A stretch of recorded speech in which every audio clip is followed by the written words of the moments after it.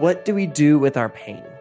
What does it look like to heal from our pain and allow that to create a space to connect more deeply with others, love people well, and make a difference in the world? Brandi Lea has modeled that for me like nobody else. And I am so excited to have her on the podcast today. Brandi Lea is a mother living in Colorado Springs, Colorado, and she loves people in such incredible ways. She's the co-founder of a nonprofit called Beauty for Ashes Uganda, which works toward long-term sustainable development and deep healing for single mothers and widows in a particular region of Uganda. And I love that this is her organization's mission, to support these particular women, because she actually co-founded it shortly after she became a single mother herself.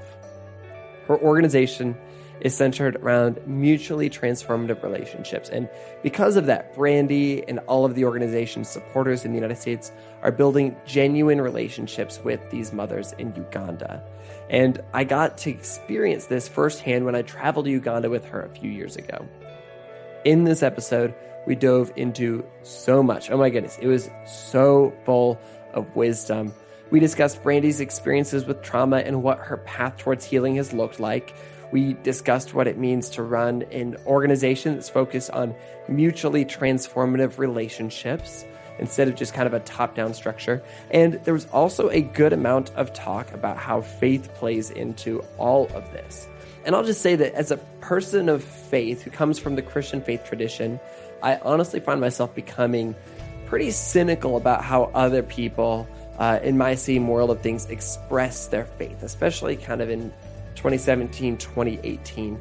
I don't know if that's healthy or not, but that's just the reality of how I felt. But I have always found Brandi to be somebody who expresses her faith in such a genuine way. And that's why I thought that this episode might be an especially great episode to air on Christmas Eve. And so I'm so excited for you to get to meet Brandi. I've learned so much from her, and I'm so inspired by the work that she's doing and how she's going about it. And I have a feeling that you are going to come away from this episode feeling the same way that I do.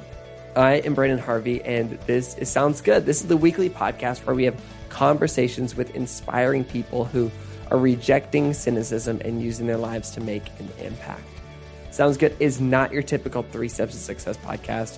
We don't host this podcast for the sake of leaving you with bullet points on self-improvement. We just believe that our lives are more complex than that. And so we show up here on Sounds Good to ask big questions, to dive into nuance, and learn from each other's stories. So without any further ado, let's jump straight into this conversation.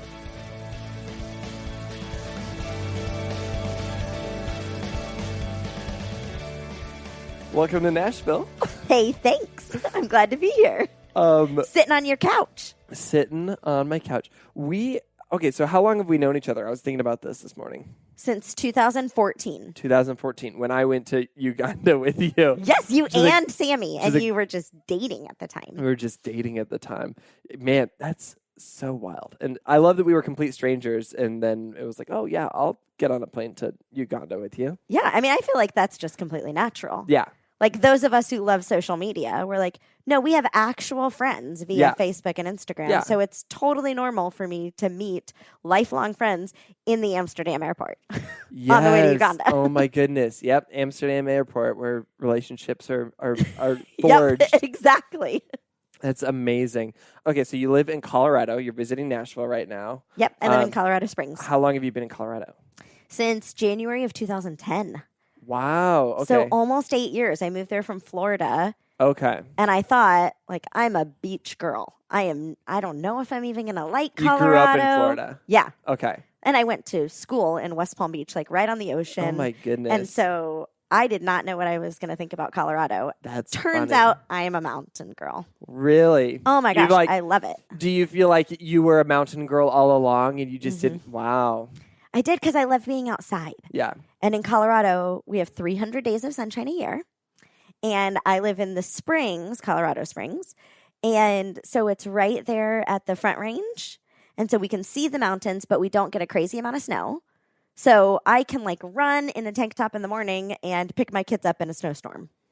That's or vice wild. versa. And so it's perfect weather, and everywhere you go, there's a view.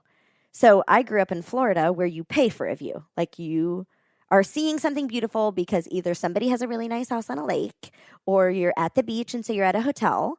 So views equaled like cost in my head. Interesting. And then I moved to Colorado and I'm like, my kid's school has a view of Pikes Peak. Like That's the amazing. Goodwill has a view of Pikes Peak. Like what is this life? What brought you to Colorado besides just the fact that you were destined to be a mountain girl? Right. God brought me to Colorado.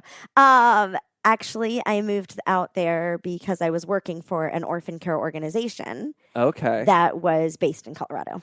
Got it. Okay, so because I know you because of the current work that you do in Uganda, but I guess I hadn't really thought about the work you had done before that. So you did that orphan care work.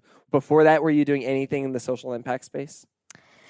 No, before that, and I kind of even stumbled into that. I think it's always hard to say where it started because, like, did it start when you had a job? Did it start when you volunteered? Did it start when the dream was birthed in your heart when you were like 5 years old and you began to dream of Africa?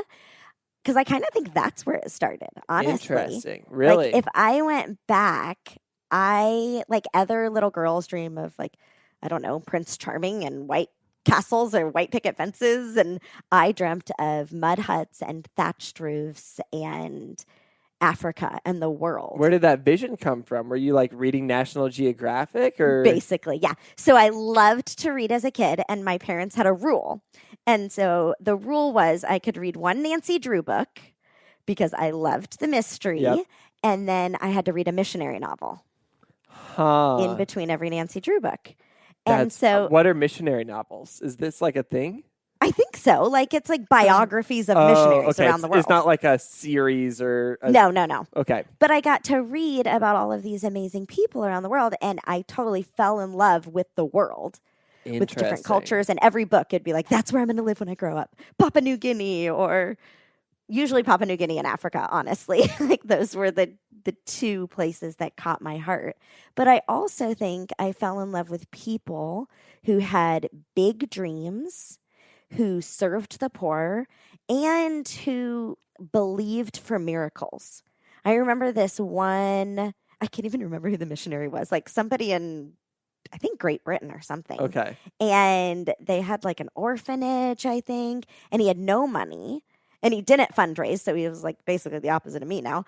But he would actually sit the kids down at dinner and they would pray and thank God for dinner, and there would be no food in the house. And when he said amen, somebody would knock on the door with dinner.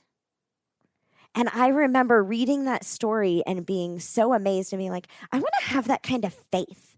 Like, I want to believe for really big things in this world.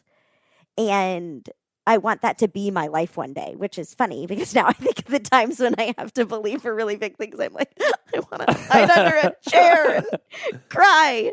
But I also, like, that is who I want to be in the world. Yeah. So it's a both and. Do you feel like you maintained that same posture or that same dream through, like, you know, between the ages of, like, you reading those novels and then you moving to, you know, start this organization? No, not at all. That's what was so funny because I feel like that's usually the case where it's like, oh, I remember I had that spark, but I don't know where it went. Something else happened and then it went away. Exactly. And I did nothing. I didn't go on my first like out of the country trip, international trip, until I went to pick up my son in Liberia in 2007. Really? Yeah. So I was 26 years old at that time. Dang. Okay. So when did you get married? For the first time. For the first time. Right. I got married when I was 19. So I grew up good little Christian girl. Like, I would hate the person I was today. I had a lot of rules. I had a lot of boxes. And I had all of the answers. Really? Oh, yes. You're welcome. A lot of rules, a lot of boxes, a lot of answers. Yes. All the answers. No matter what. I don't even recognize that person. Right. Thank the Lord. Oh, my gosh. and got married at 19. I did I Kissed Dating Goodbye as a Oh my goodness. teenager. Yes. Oh my gosh. The people who know what we're talking about right now are crying for me on the inside. And I was just the little rule follower girl and got married at 19. And right after my second year of college, dropped out of college because that's what good little Christian girls do is they just follow their husbands. And I did do work over those next 10 years. I worked in the inner city and I ran programs at the church and I had a heart for people, but I think I maybe didn't understand people as well, if that makes any sense. Interesting. Because I had all the answers, right? So I wanted to help people, but I wanted to help them. You were reaching down from your like pedestal. Yes. Saying, I can help you. Right. And I don't think I even knew that I was doing that. And that's not poorly intentioned either. No, I really loved people. I loved people, and I have parents who love really, really well and love extravagantly. And so they had modeled that for me, but I didn't know suffering. I knew love, but I didn't know suffering yet. How do you think that you had escaped suffering for so long? By not realizing it, like by not having open eyes, maybe. And then when I was 29, I got divorced.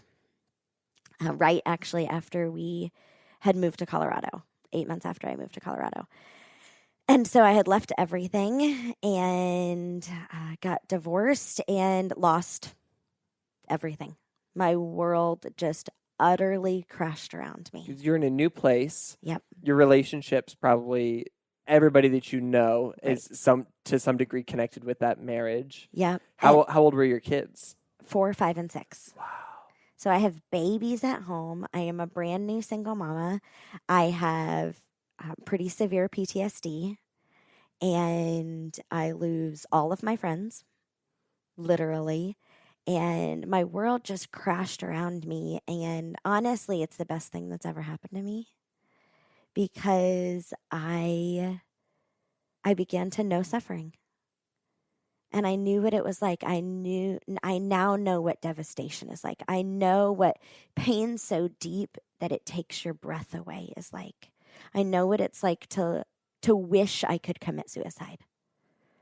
I was never something I really contemplated, but I was angry that I wasn't allowed to because I had kids. And so I knew I wouldn't, but I also just felt utter hopelessness. I felt so broken that I thought that I could never be put back together again. And I had people telling me that that was true. I had people telling me that I was worthless. I had people telling me that I had done the wrong thing and all along I feel like I'm following God. And I'm doing what I need to do for health and wholeness, and yet it's devastating and I'm losing everything.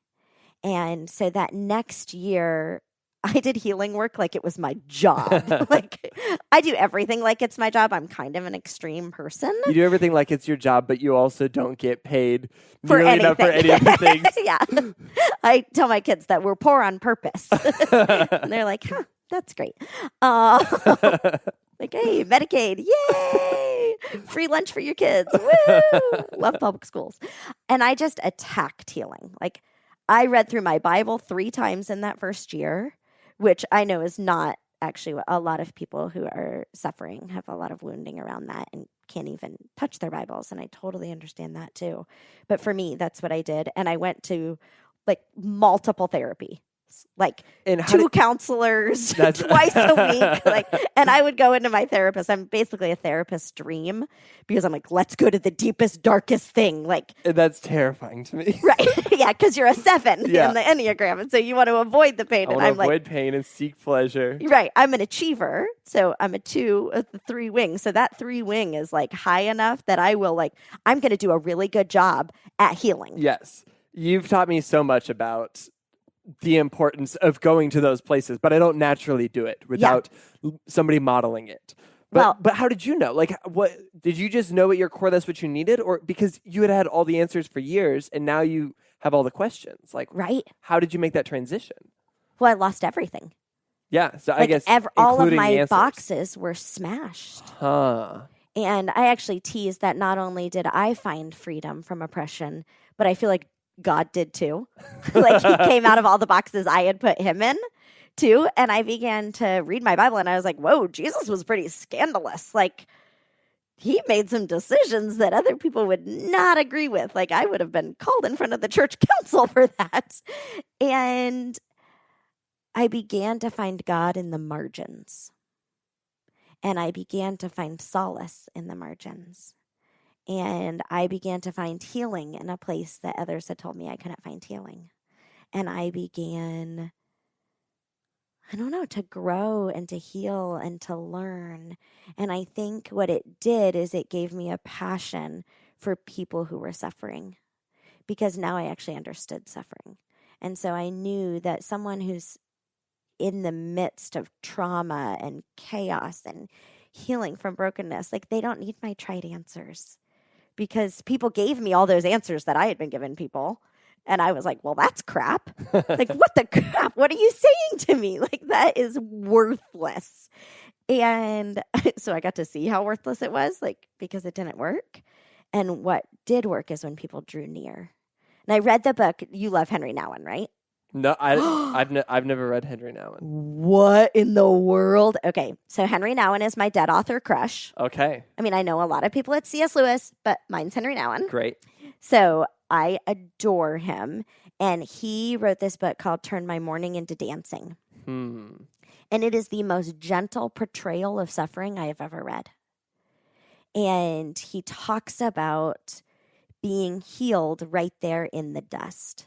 Like, I think a lot of people told me at the time, like, oh, your beauty comes from ashes and he'll turn your mourning into dancing. And it felt like a command to get up and dance when all of my bones were broken. It felt like sometimes when people offered hope, that it was a command to be there in 30 minutes or less. And that instead of just entering into my suffering and waiting for the healing to happen, somebody was like trying to force it on me. Does that make sense? Mm-hmm. And so I think what I learned is the value and the sacredness in the suffering.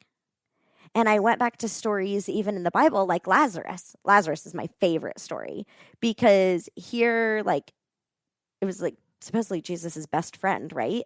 And he dies. And Jesus shows up, and Mary and Martha, I think, are the ones who meet him there. And they're basically like, where the hell were you?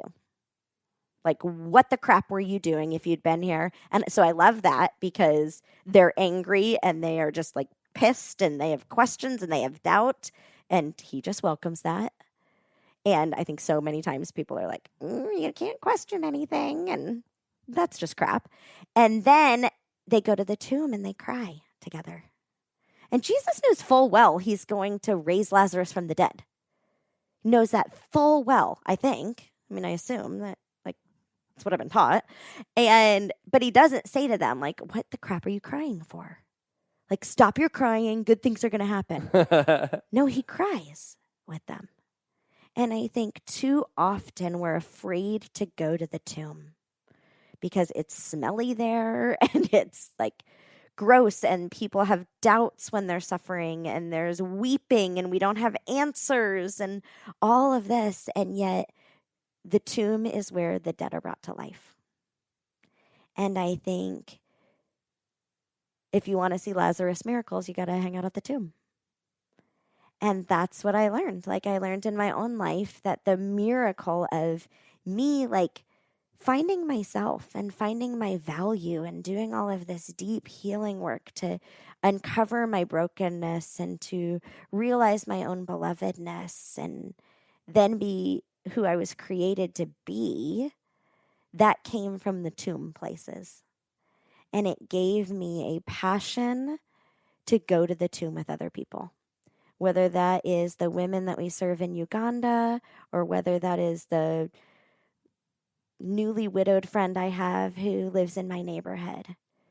Like, I can go to the tomb places with people because I believe that that is where the dead are brought to life.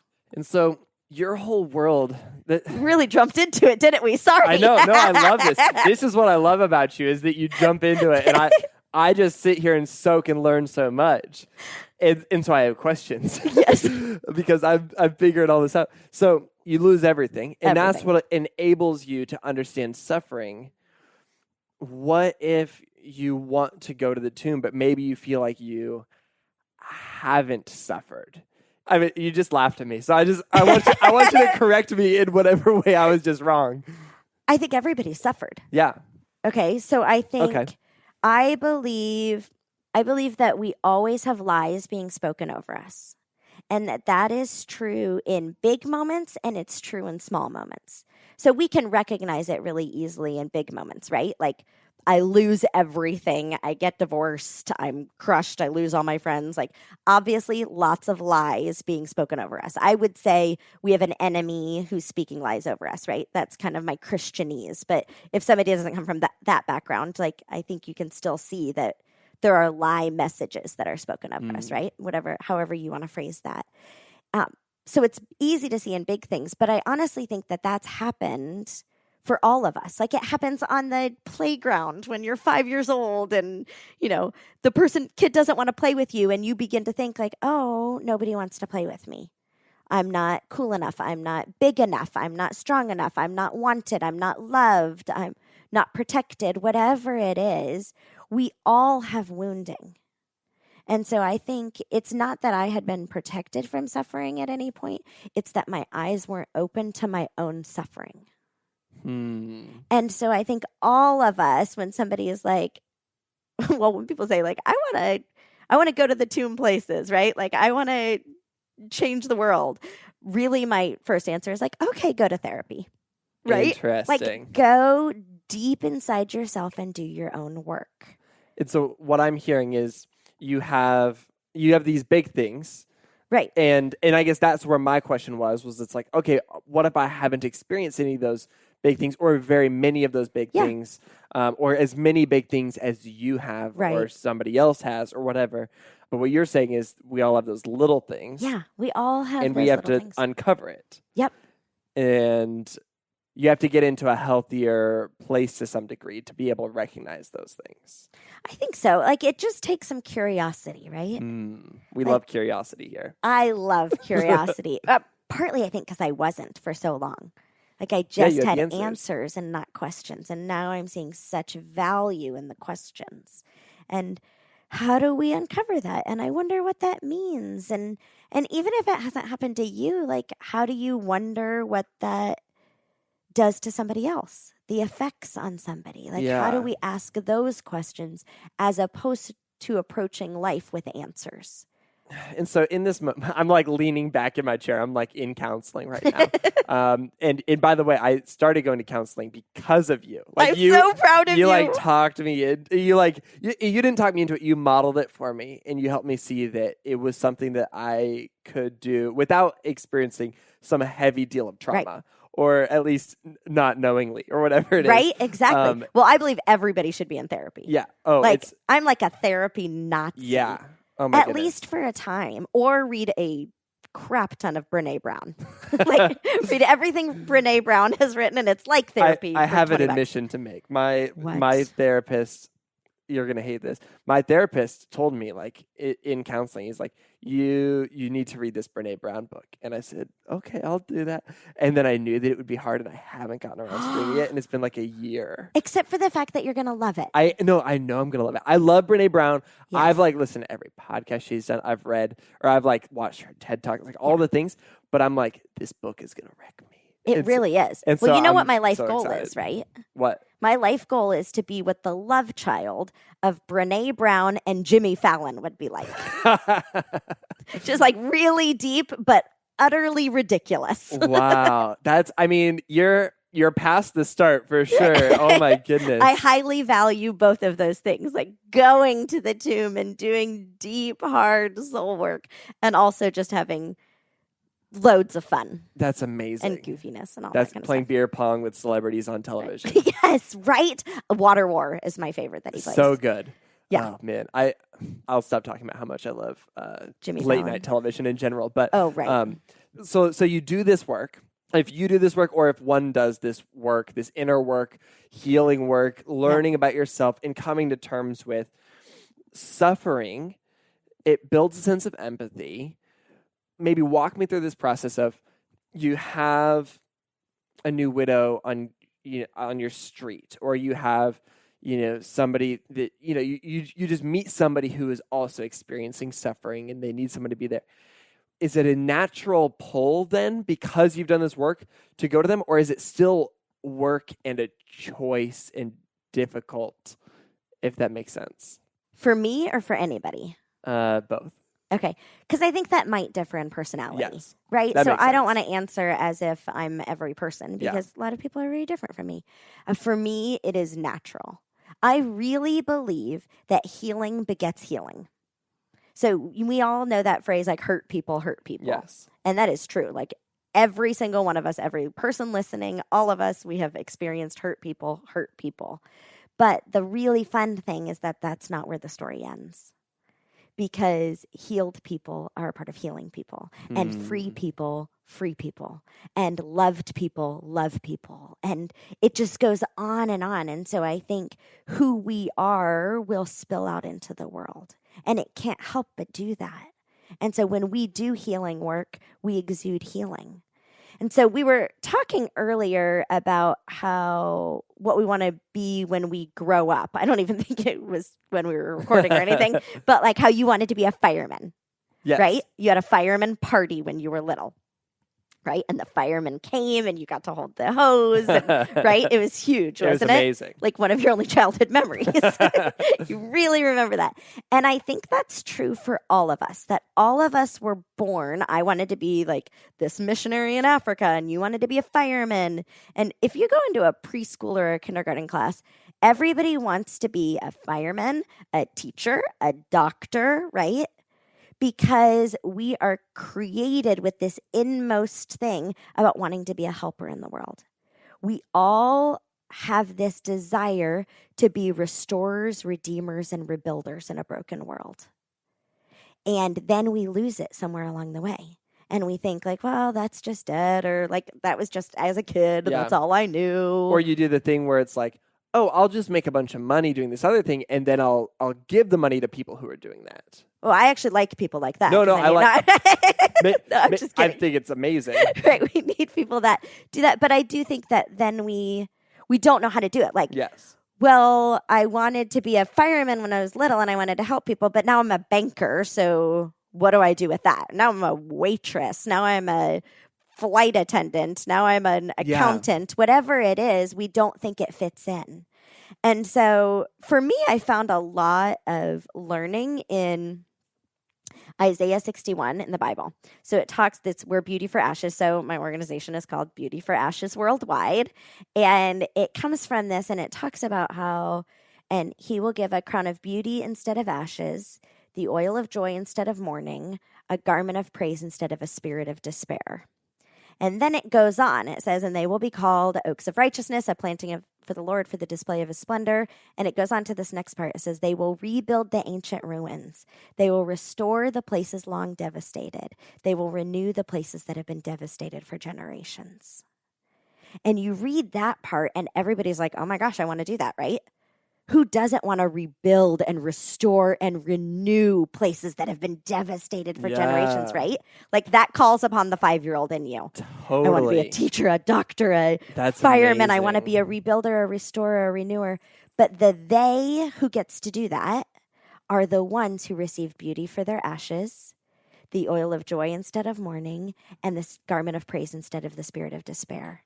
And so what I really believe is that if we want to rebuild and restore and renew a broken world, we have to go back to our ashes. We have to go back to our despair. And it is there, when we do our healing work, that we then have the authority to be rebuilders and renewers and restorers in a broken world. Wow. Oh my God. Everything is connecting for me, right? And here's the thing. I probably heard you say this on multiple occasions, and I love that, like, this is the time that it clicks, right? Because also, sometimes you're not ready for it. No. And I probably haven't been in the past, but it's really interesting because I think that it actually really holds to like the principles of what we're doing with the Good Newspaper and just good, where we say, hey, we're going to dive into the real messy hope. And as a part of that, we're not going to ignore the pain and the heartbreak and injustice in the world. We're going to look for the hope within that, and we're going to become the hope within that. And I think that's coming from a place that we all crave. Like, I think that it's really easy to share a viral video of like, oh, here's somebody like doing good, being positive, like happy. But like what we really at our core crave, I think, is to dive into that messiness and that heartbreak and pain and realize that like the heartbreak is real. And like maybe we can sit in that for a moment before we take a step towards hope or take a step towards the future. Say, no, this is where we are right now in the pain. Yep. That's why I got my latest tattoo. Oh, that's beautiful. On my right forearm, I guess, I have an ampersand, and it's the and symbol because both are true. And I think that we are desiring to live fully integrated. And so we don't want anybody to invalidate our pain and the messiness. It's not true to only talk about happy go lucky, everything's great, here are all the answers. But it's also not true to only talk about the pain. Yeah. Right? So both have to be true. It is the both and that grief and gratitude can coexist. That beauty and ashes can coexist. And that really we only truly know either of them if we know both of them. And that Brene Brown tells us that you cannot selectively numb. And so if I am numb to my own pain, I will be numb also to joy. And I'll be numb to other people's pain. And so it's only when we are fully alive and willing to dive into the depths of pain that we can also experience the heights of joy. I remember I just went to Uganda in September, and it was kind of a hard trip. So I have 40 kids there who have lost both of their parents. And so the world would classify them as double orphans. We don't use that term because I hate that term with a passion, because they call me mama, and I have the honor and privilege of loving them like a mama does. And they're all in boarding school now, and they have foster families, and they're doing really well. But I got to spend a week with my kids in September, and two of my kids who they have just crawled into my soul. Like, I love these kids. And I found out that their grandpa has been threatening to kill them. And so, everything is different, right? When we really love people. Like, when we come close to the suffering, everything changes. And so these kids are my kids. And so their suffering is not like there's some orphan in another country who is threatened, right? Like, we know these kind of stories, but these are my kids. Like, these are kids who I know their names, and I know their stories, and I know what they're good at in school, and I love them, and I've held their faces, and I've told them I love them while tears stream down their faces because they don't know how to accept love yet. And so I was there in September and hearing some of their stories and falling more in love with them, which makes their pain more personal to me. And I remember coming home, and I was really, really struggling. And I went on a camping trip. And the aspens were turning in Colorado. So it's like literally the most beautiful place in the entire world. And my boyfriend has a Razor. Do you know what that is? Like a Razor scooter? No. Okay. I think it's a Motorola Razor, the really thin phones from the 1990s. Yes, he has a flip phone. So it's super exciting. No, it's like a dune buggy, maybe is what you would call it. Like side by side. So they call it. So it's like two people sit in it, and there's a roll bar over top, but you can go like 70 miles an hour. Okay. Oh. So it's like super fun. So we go out into the mountains, and we are doing this Razor ride, and we're like filthy. We're like covered in dust and going through these aspens, and there's 14,000-foot mountains all around us, and it's hitting dusk, and they are turned pink in the glow of the light. And I am blissfully happy at this moment. Blissfully happy. And immediately what strikes me is, had I not allowed myself to experience the pain of last week in Uganda, I would not experience the bliss of today. That it is being open to either that allows me to experience both. Which can feel like a roller coaster. Yes. Okay? Like we are really conditioned to only feel one thing or the other, not both. Totally. And so we usually completely deny one thing. So I completely deny your suffering and just be grateful. So find something to be grateful for. Have a gratitude journal, which I believe in, but also don't deny your suffering. And so it is this learned activity to live in the messy in-between.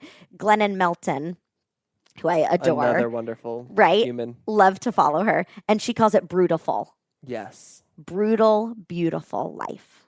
And how do we allow both to coexist? And I think it is when we can do that in our own lives that we then are open to do it with others around the world or next door to us. Then when we see their pain, we're not afraid of it. Like I'm not afraid of somebody else's tomb because I know resurrection. I know that new life exists on the other side of pain. I know that healing is a thing. I don't think that brokenness is the end. And so I'm not afraid of someone's pain because I've gone to my own. And I'm also not afraid of someone's joy. And so we can live in the both and. I just wanted to take a quick break from this conversation to tell you about the sponsor of this week's episode of Sounds Good, Hover. Hover is the company that makes it easy to buy a domain name for your big idea. Hover also believes the internet has the power to bring change in the world, and when you put those things together, you have something powerful. When you have a passion or idea, a way to bring change into the world, the first and biggest step you should take toward bringing this idea to the internet is to buy a domain name. That's the secret. It's so funny. Anytime that I've had a big idea, I always check and see what names are available.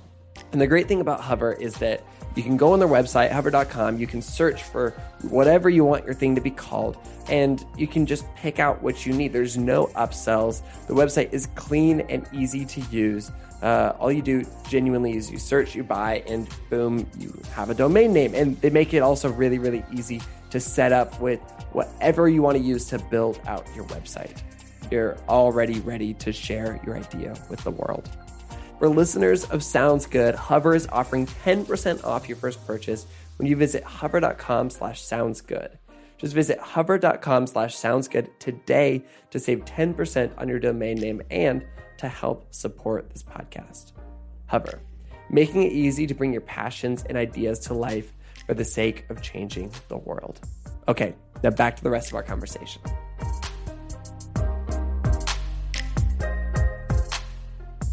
Okay, so let's back up a little bit. And right.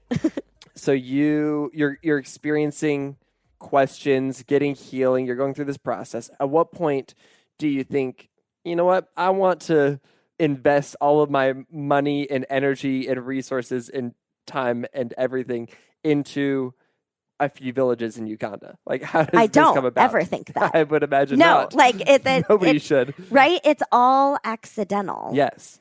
Okay, so I'm doing healing work, and then the first thing that happens is that other women start to come to me.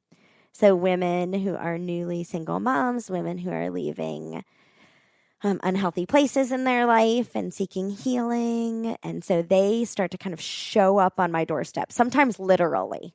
Like I had one friend who I didn't even know her, and she kind of showed up in my life. I ended up helping move her across the country as a stranger. It was just hilarious. But broken people started to recognize that they were safe around me. And so that's the first thing that started happening. And so I began to just get to share my healing journey, right? Not as a healer, not as somebody who has answers, but as a fellow sojourner. Like, yeah, I get brokenness because I've experienced brokenness too. And you are loved, you are worth loving, speaking belovedness over people. And then about a year later, my friend in Uganda, Akwango and Grace. And how did you have a friend in Uganda? Because most people don't have a friend in Uganda, right? Just so you know. Because I had been there in 2008. Oh, with that organization you were with another organization. And so then when I got you divorced, became lost Facebook everything. Friends? Yes. Yep. Because everybody in Uganda now has Facebook. Right. When I have so many Facebook friends from like all of my trips to Africa where I'm like, okay, wait, what year did I meet? It's amazing. Exactly.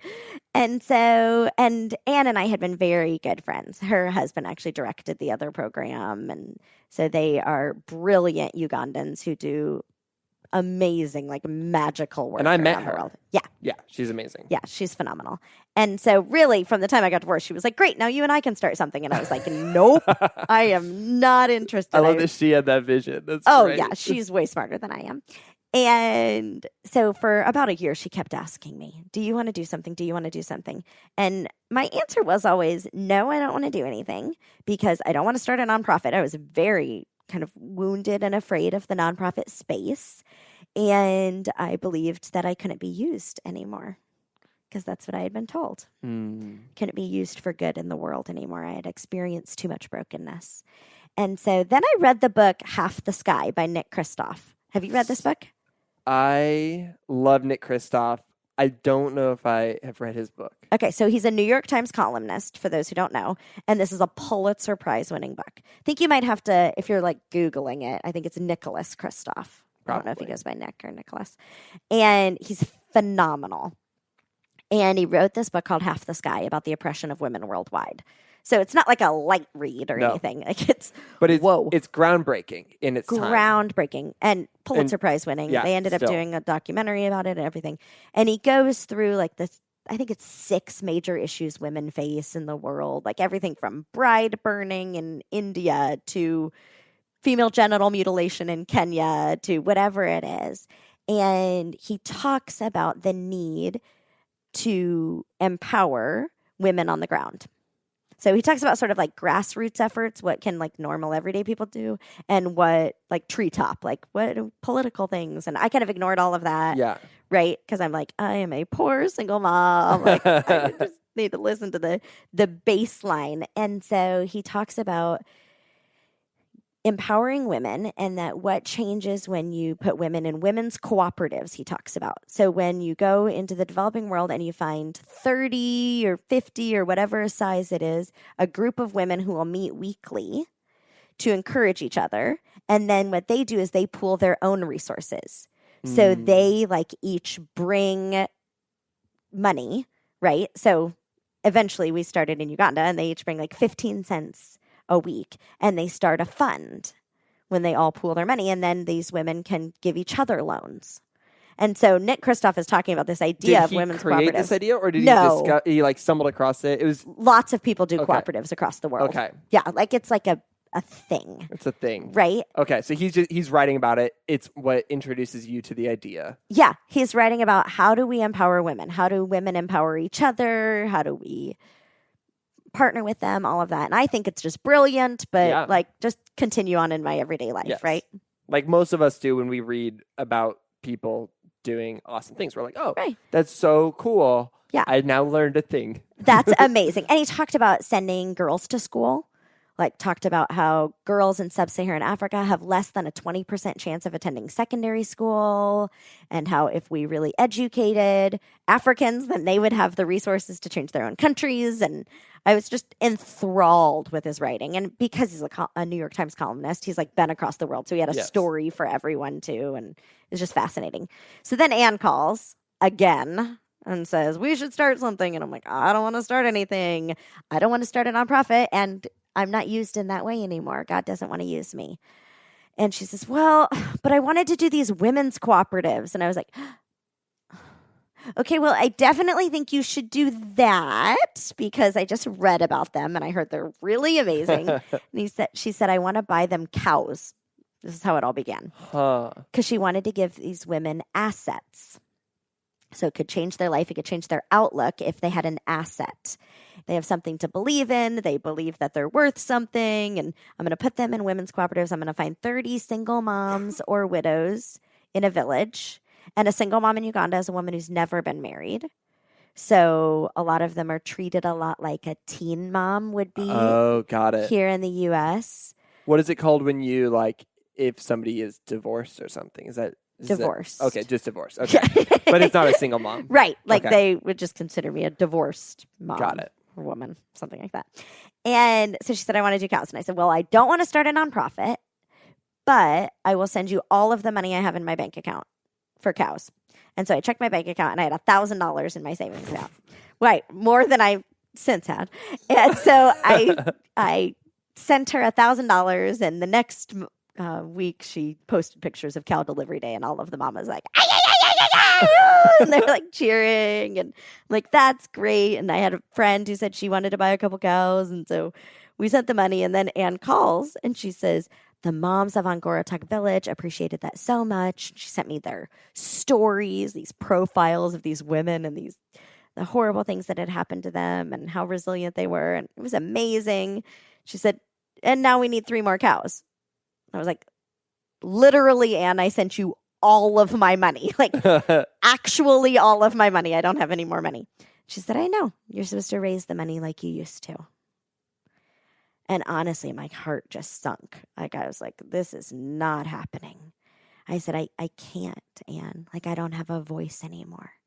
It had only been a year since my life had crashed and I had lost everything. And I didn't believe anybody would listen or that I had a voice worth hearing. And she said, but the women of Angorotuk, they need you. So you need to at least try. Like, I think I grumbled. And I was like, fine. And so I posted a status on I think it was a Wednesday night on Facebook saying I need 3 people to buy cows at $200 a piece. And I went to bed pretty sure I'd wake up the next morning with more evidence to prove that the lies were true. Right? And instead, I woke up the next morning and 5 people wanted to buy cows. Oh my goodness. So I call Anna and I'm like, okay, fine. So you were right. And I did get those 3 cows sponsored, but there are 2 more people who want to buy cows. Like, do you want me to just ask again and see if more people want to buy cows? Do you want to have a second women's cooperative? And she was like, yeah, let's just keep going until it stops. So that was 2011. And now, just about 7 years later, we have 38 women's cooperatives. Oh my goodness. And 1,183 single moms and widows in our program. Wow. So we tease that we're not an organization. We're an act of love gone awry. Like, we never intended to do this, but we fell in love. We fell in love with our hurting world, and we met these amazing women who had been through everything. I mean, the LRA and Joseph Kony went through our villages in 2003, and they were utterly devastated. And I would say most of our moms became a mom before the age of 15. So some of their own volition, many not of their own volition. Like, these are women who have experienced suffering and abandonment and abuse and brokenness so deep that it took their breath away. And I recognized that in them as something I had experienced too. And so there was this kinship and this sisterhood of, what does it look like to survive? What does it look like to fight for hope and to fight for joy and to fight for healing? And I wanted to be a part of them getting to fight for joy. And I wanted to be a part of them recognizing their own belovedness, some for the first time, and knowing that they are loved and that they are worth loving. And we don't just love them because we're good people, but because they're legit worth loving. And so that kind of spiraled, and all of our programs have come because we've seen need. And so now the base of our program is still the cooperatives and the 30 women meeting weekly to encourage and empower each other and to pool their own resources. So they're giving each other loans to start their businesses, which I love. That's so cool. And then our next thing that I am obsessed with is now we have Literacy Plus classes. So most of our moms didn't get to go to school, not even primary school. Like they were not allowed to go to school a day in their life. And when you start to think about it, what does it look like to be a grown-up in the world and not be able to write your own name? Not be able to read, to take your kid to the doctor, but not to know what the papers say, to not to know what the medicine says, to read directions, to not know what your kid's homework says. We had one mom who was kidnapped and taken to the north and couldn't get home because she couldn't read road signs. Right? Like you don't even think about what does it mean to not be able to read. And then take that a step further. What does it mean to not be able to do math? When you're bringing your corn, they call it maize there, but when you're bringing your maize to the market and not to know math, that these women would not, first of all, not know how many ears of corn they had brought to the market. So they don't know how well their business is doing. And then they would literally sell their corn and they would put out a hand to their customer, and the customer would put money in their hand and take money out of their hand to make their own change. Let's guess how many people were like honest about that. None of them, right? So they're being cheated every day. And so now we've started Literacy Plus programs. So they're learning reading, writing, basic math, hygiene and sanitation, agriculture, business, family planning, parenting, everything in these classes. And the moms are saying, like, we feel like schoolgirls now. They want uniforms. A couple of the groups have like made themselves uniforms. That's amazing. Cutest thing in all the world. So and cute. There is nothing more sacred than watching a 65-year-old woman write her name in the dirt for the first time. I mean, just destroy me right now. I am done for. And so now the moms are learning all of that, and they're starting their businesses. There was a mom who told me recently that somebody tried to cheat her in the market. And she was like, I told him, I actually know math, and I know that you're trying to cheat me, and that's not what I deserve. And I was so proud of her, but I was so proud that she knew the math, but I was even more proud that she knew she was worth standing up for. Yes. That she knew she was loved and worth loving, and that it wasn't okay for somebody to treat her that way. Oh, my dear, I'm so happy. And so then we also recognized that we needed to do some, we call it intentional aid that empowers. We want to do empowerment and teaching, but there are some things that can't wait. And sending our mom's kids to school is one of those things.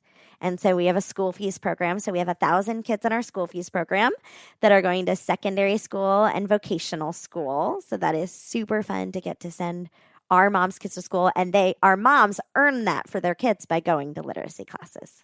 Amazing. That's so that really they're cool. the ones doing it for their kids. And that's beautiful because it's breaking the cycle of poverty because these kids are going off to school, but also at the same time, it's not saying, oh, we're just going to deal with the next generation. You're also dealing with the current generation. You're saying everybody's getting empowerment. Like, this is amazing. And we're not the hero of the story. Yes. So the moms are the ones who are earning this to send their kids to the school.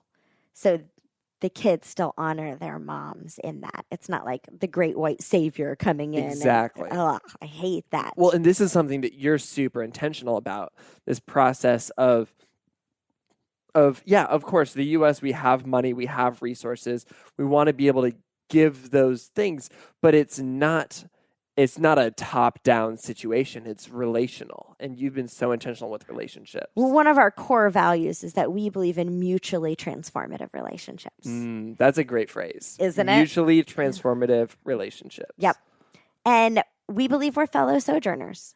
And so there's kinship. There's kinship in the suffering. There's kinship in the struggle. And there's kinship in the healing. And so how do we do that? And when we get close to the poor, when we get close to the brokenhearted, wherever you might find them, we are changed in the process. Both of us are changed. And that's the key. And then it's about, women are my sisters and they're my moms. They are not the poor that we are helping.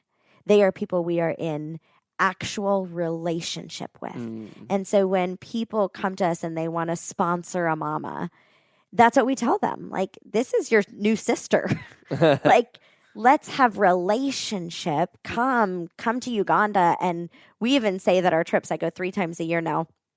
And we say our trips are not work trips. Like, we're not there to paint another school building because we could hire a Ugandan to paint that school building. We don't need to be the ones coming to do it. I'm not even that good of a painter. I don't know why anybody would want me painting a school building. I could do like the walls, but if you ask me to cut in, you're just screwed. And so I could hire a professional Ugandan to paint. How about when we go on trips, what we do is we celebrate. How about we grow in relationship? We get to go and we get to celebrate what the mamas are already doing, and then we get to learn from them and grow with them. And I think that changes everything, because then we're in relationship. And it's not top down. It is not, these aren't people who need me. We need each other. We need each other for very different reasons, but I think that the moms in Uganda have changed my life for sure as much as I've been involved in changing theirs. And I think that's such a novel approach to this. And it shouldn't be, but I think, all too often when we think about the developing world, we think about, we're trying to bring those people up to where we are. And it's just, I have so much to give and so much to offer. But you have, your whole life has been changed because of one Ugandan woman and then a bunch more Ugandan women. Yeah. And you're learning and you're growing and you're becoming more connected and whole. Well, and doesn't it go back to that curiosity thing? Not what do I have to give, but what do I have to learn from the world around me? And then there's going to be a giving. There's going to be a mutual giving where we are both learning from each other. And yes, Americans might have more, or people in the West in general might have more money, but that's what they bring to the table. But what do Ugandans have? Ugandans have a lot more hope. They have a lot more resilience. I remember walking home from a well one day. I had stayed overnight in Odakai village, and we are walking back they had taken me to it wasn't even a well. It was a dirty water source. I climbed down 5 feet into the ground, with my back on one side of the hole and my feet on the other. And we're shimmying down to get this dirty water. And this is what they're going to bathe their kids in. And this is what they're going to drink. And we are walking back to their village with our pots on our head, although mine was tiny because they know I'm a weakling and they have these massive pots on their heads because they're strong and amazing. And so we're walking back and I am fighting, honestly, on the way back. I'm fighting tears. I'm fighting with the concept of why does this exist in the world? I don't want to live. I find myself constantly saying this. I don't want to live in a world where this exists. I don't want to live in a world where this baby girl is on her own. I don't want to live in a world where human trafficking exists. And my friends who've endured that, I don't want to live in a world where moms are drinking dirty water and giving it to their babies. And so I'm kind of arguing with that concept and crying. And the woman in front of me, Florence, who's the chairperson for Odakai's Women's Cooperative, she starts singing. And she starts singing songs about hope. I met a girl who wanted to kill herself in the song. Their songs are very strange. Sometimes they're who sings that? They're holding both the sorrow and the joy at the same time. Yes, they do. Oh, that's such a good way to look at it instead of me being that is a weird way to bring it around. And I told her, you can have hope, is what she starts singing. And I think to myself, I am fighting about your life while you are singing about hope. Should that change everything?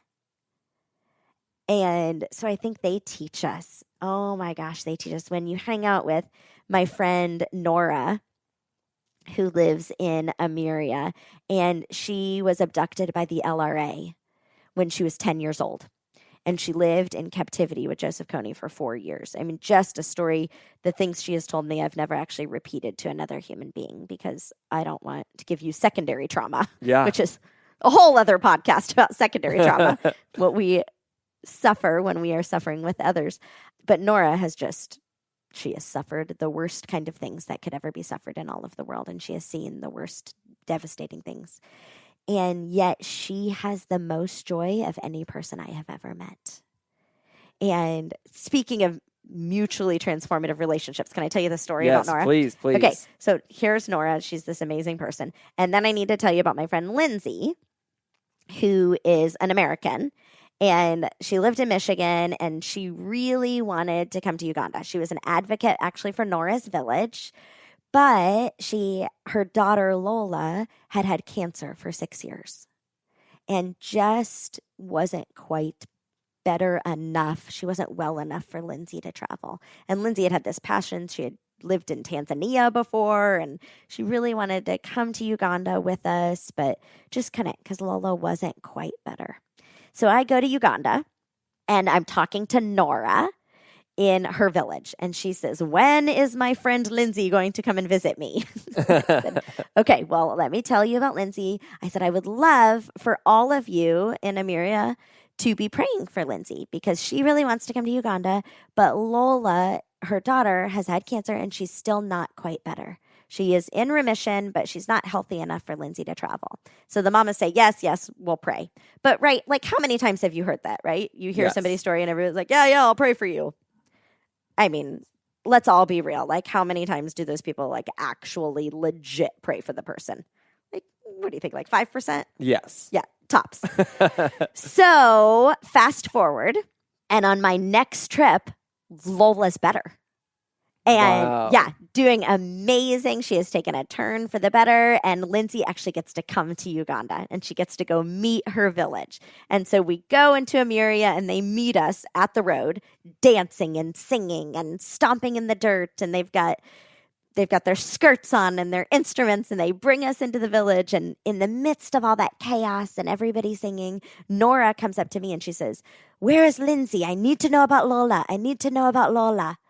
And I was like, oh my gosh, Lindsay's here. Like, I can't wait to tell you about this, Nora. Lindsay's here. And so I grabbed Nora's hand, this woman who has endured the worst suffering in the world, who has hope beyond hope beyond hope. And I bring her over to Lindsay, this American who has endured some pretty bad suffering watching her daughter struggle through cancer for 6 years. And I bring the two together and Nora just starts to cry. And she looks at Lindsay and she said, I can't believe you're here. Since the day I heard about you, every Wednesday I have gone to the church and I have fasted, which can we just stop and talk for a minute about what it means for hungry people to fast for you? Like, for people who only get one meal a day to go without their meal to pray for you is humbling beyond measure. And Nora says, Lindsay, I have fasted and prayed all day long every Wednesday since I have heard about Lola. And Lindsay just, of course, like starts to weep because who offers you that kind of love and devotion and care for your family that they have never met? And in fact, when Lindsay went home, she went back through the medical paperwork and Lola had started getting better the week that Nora had heard about her. And we just sat. And in fact, Lindsay was back in Uganda on one of my recent trips. And we sat and we talked about mutually transformative relationships. Because all of these women in Amiria are talking to Lindsay and to her co-advocate, Britta, for their two villages. And they're like, you have brought us clean water. We know how to write our names now. Like, thank you. You have changed our lives. And Lindsay looks at them and with tears streaming, she says, no, you changed mine. You prayed for my baby girl who was sick, and now she is well. And you helped to restore my hope and my joy and my meaning because of you. It's beautiful. All of our lives are changed when we're willing to go to our own pain. And we're willing to find resurrection. We're willing to find and struggle. Because that's not like, I never want anybody who's hearing this, if they are in a place of pain and ashes and destruction, like, I don't mean like in 5 minutes you find your resurrection, right? Like, you might not find joy today. I mean, you fight for it. You fight for healing. You fight for beauty, whatever that looks like in your life. You fight for new life because you believe that it is a thing. And when we are willing to do that in our own lives, and then when we are willing to do it with others and to go to their tomb and say, I will sit and I will hold you as long as it is hard, all the while telling you, I believe that beauty is coming for you. And we will fight for beauty, then we get to see it all around. And then going to the tomb, I mean, it's hard and it still sucks. Like, I don't love the fact that I know more rape stories than I can count. I actually tried to count it at one point, and I know more stories of horror than I can even remember. But I also know stories of new life. And I have been to the place where the dead are brought to life. And if I look at like the miracles in the Bible, right?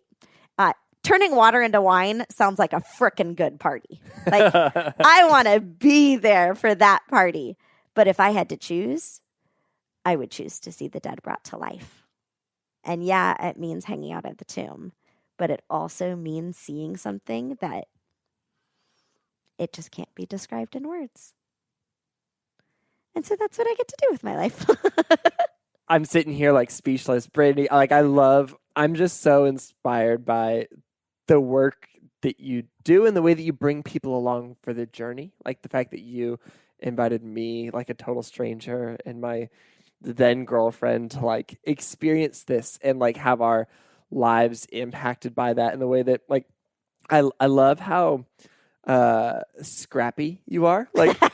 Like you've got like a nice website for your organization. I designed it myself. Yeah, I mean it's because we don't have like a marketing budget. You've got all these things that like do the trick, but like you move the needle on Facebook posts. Like just like you've got like a bunch of Facebook friends who are strangers. You're gonna hit your limit at some point. Do you know that? Like at one point you're gonna have too many friends that they're gonna kick you off or something. Right? But we raised almost all of our money via Facebook. Yeah. I mean, we are a scrappy little organization. I am the only paid staff in the U.S. And when did you just started getting paid? What, like after I got married? Oh yeah, like within the last 2 years, and I still make like minimum wage. Yeah. My goal is to be the lowest paid executive director of a nonprofit. Like for the rest of no matter how big we grow, because I want to sacrifice for this. This is my life's work. Like, I want to sacrifice. Big donors are like, you should get paid more. And I'm like, but I'll just give the money back. So that's dumb. Like, why would you give me more money?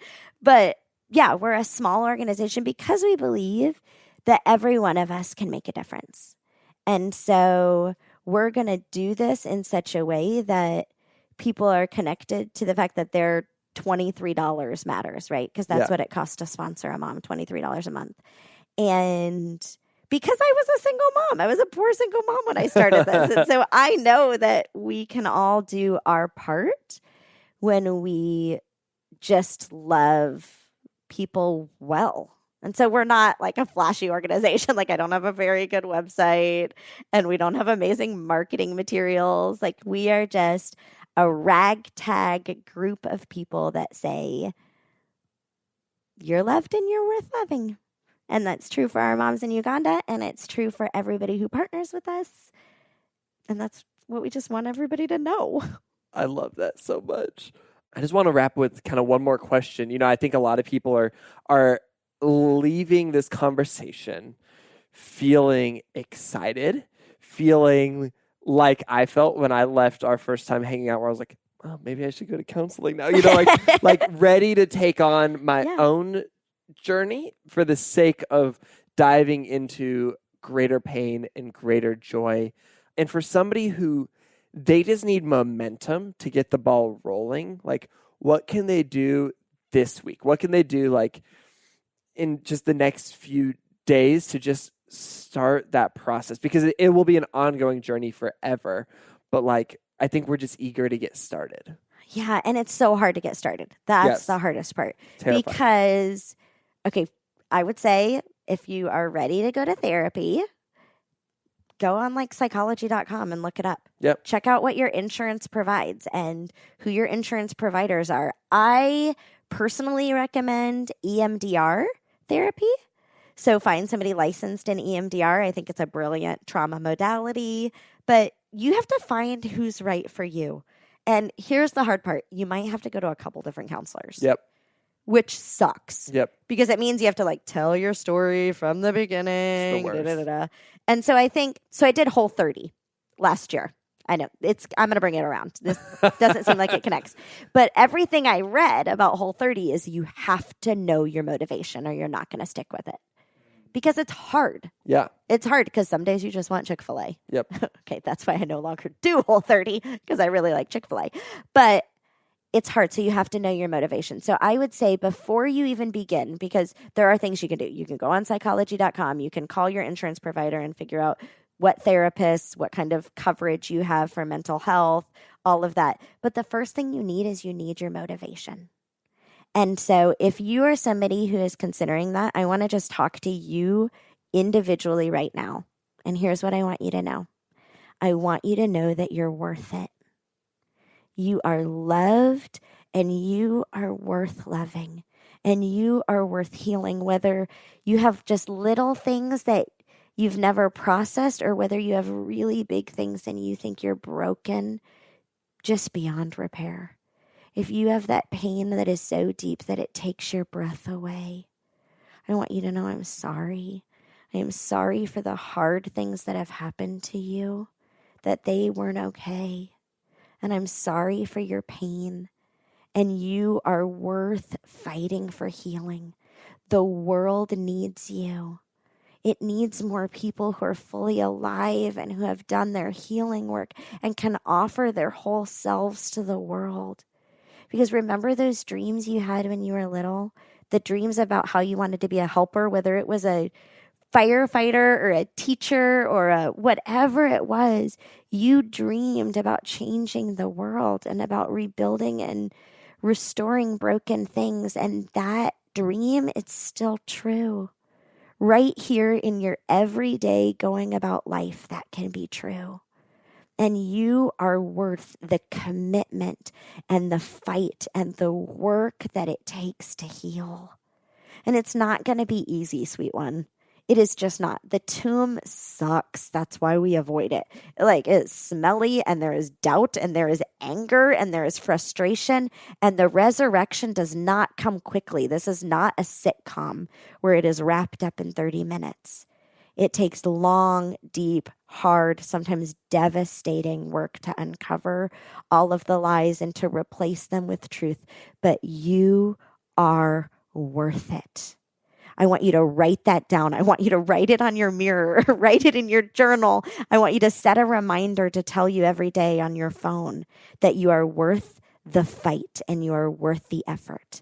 And maybe, just maybe, that will allow you to do the everyday hard parts about finding a therapist and going to therapy, or go on to Amazon.com right now and order a Brené Brown book. I'm sure Brandon can put it in like the links in the show notes or something like that, right? That there can be links where you can order these books that can help you begin to do your inner work. Because when you go to those places, you will find healing. And when you find healing, you get to be a healer in a broken world.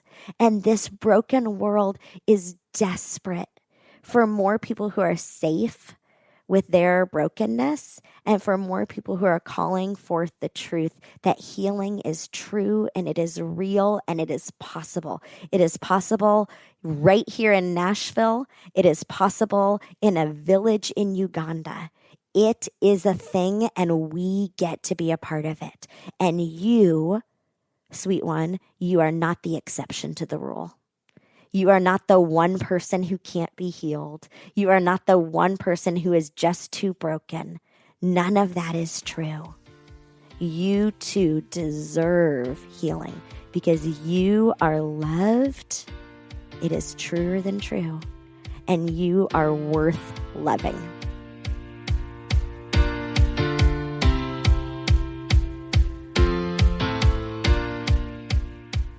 Oh my God. A little bit speechless. I loved that conversation. It was amazing to just get to sit down on my couch with Brandi. That's where we recorded this episode, and just have this conversation like friends, catching up and diving into some parts of her story that I didn't really know. And at the very end there, I absolutely just got goosebumps. If you connected with Brandi in this episode and the ideas that we talked about, you should absolutely check out her organization, Beauty for Ashes Uganda. And this is a little bit unconventional, but you should go and add Brandi as a friend on Facebook. not like her page. I mean, totally go like her organization's page, but you should consider just adding her as a friend on Facebook because she's so real and raw and loving. And at the same time, she's fighting for these women in Uganda. And it's this beautiful thing to experience and be a part of it. And I love being her friend on Facebook. She gave me permission to say all that, so it won't be creepy. I'll put the link in the show notes for that. You should also absolutely visit beautyforashesuganda.org, where you'll see a lot of photos that I shot in Uganda, and you can learn more about the important work that they're doing supporting mothers in Uganda. You can and should donate to Beauty for Ashes' beautiful work that they do. Specifically, you can choose to donate $23 a month to sponsor a mama. Sammy and I have been doing that. We've been giving monthly since we found out about Beauty for Ashes, and it's amazing. 100% of your donation goes to Uganda. None of it goes to support admin costs here. That's all funded separately. So you can rest assured that you are genuinely supporting mothers in Uganda with your donations, and oh my gosh, it's just wonderful. So I'll put all those links in the show notes. And hey, if you're new to Sounds Good, we would love for you to stick around, listen to more amazing episodes like this one. If you connected with this one, I think that you'd also love my conversations with Justin Zarate and Becca Stevens. These are both wonderful people who somehow stumbled into running nonprofits, and they kind of stumbled into them in unique and beautiful ways. And I'm just so inspired by their work, and I think you're really going to like their episodes. And you can find both of these episodes and more than 100 other episodes by searching for Sounds Good wherever you listen to podcasts. Make sure that you hit subscribe while you're there to keep on getting more inspiring conversations with incredible people delivered straight to your phone while you sleep. This podcast is created by me, Brandon Harvey, as a part of Good, Good, Good, a community that believes in the power of celebrating good news and becoming good news. Chad Michael-Snavely and the team at CM Studio edit and mix the show. You can get lots more helpful stories on social media by following us everywhere at GoodGoodGoodCO. Our Instagram is amazing, and you should definitely give us a follow there. We share so much good news on our feed and in our stories. We also create a beautiful quarterly newspaper that celebrates the people, ideas, and movements that are changing the world for the better. It's a real-life newspaper, and you can order it today. You can check that out, and you can also see what else we do. We've got a good newsletter. We've, of course, got this podcast. There's a whole lot more we do, and you can learn more about us at goodgoodgood.co. And on that note, that is a wrap for this week's episode. Go out and do your inner work this week. Check in with yourself, focus on healing, and we'll be back next week with another inspiring story from an incredible person. Sound good?